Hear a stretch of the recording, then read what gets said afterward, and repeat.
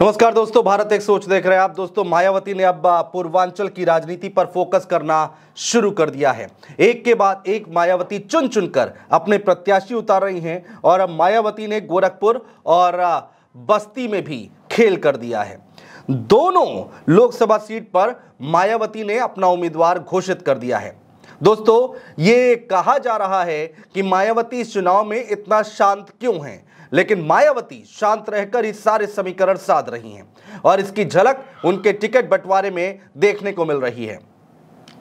चलिए दोस्तों, सबसे पहले हम बात करते हैं यूपी की सबसे हॉट सीट में से एक है गोरखपुर की सीट।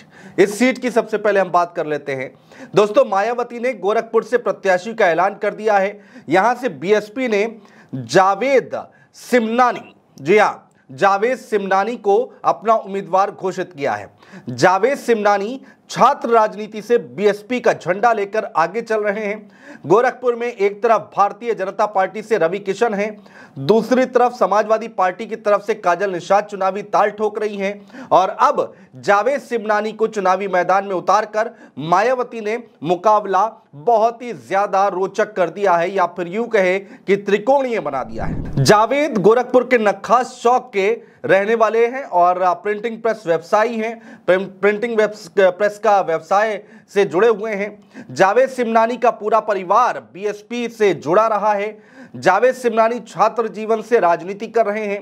25 साल से वो बीएसपी में हैं और नक्खास चौक पर जावेद का केजीएन नाम से प्रिंटिंग प्रेस है। जावेद सिमनानी ने बीएसपी में राजनीतिक करियर की शुरुआत की और बूथ लेवल से शुरुआत की है।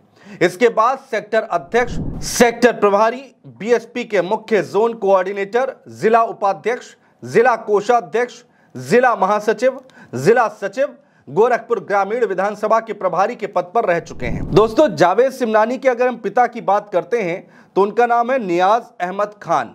नियाज अहमद खान बीएसपी नेता रहे हैं और काफी सक्रिय रहे हैं। उनके बड़े भाई भी शोएब सिमनानी भी बीएसपी में रहे हैं और लगातार सक्रियता दिखाई है।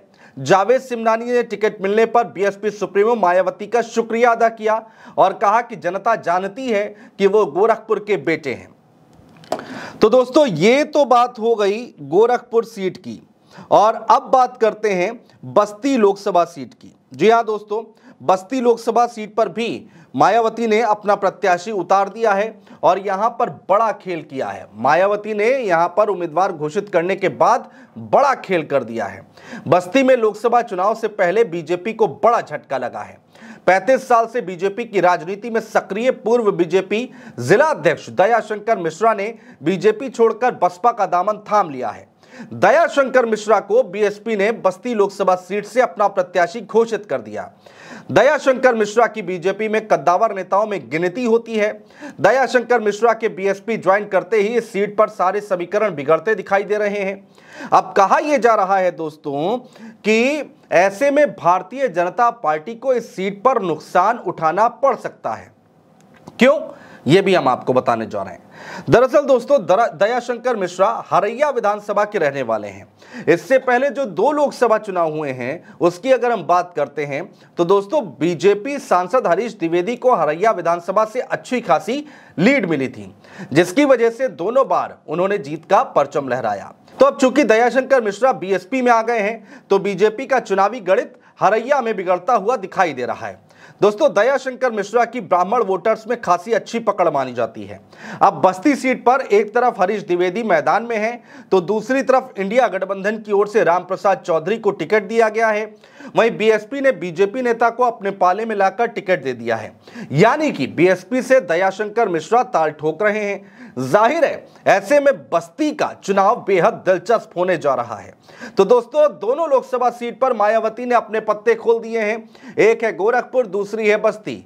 ऐसे में ये दोनों प्रत्याशी कितने जिताऊ साबित होंगे या फिर किस पार्टी को सबसे ज्यादा नुकसान पहुंचाएंगे, आप भी हमें कमेंट बॉक्स में कमेंट करके दोस्तों जरूर बताइएगा। बहुत शुक्रिया दोस्तों।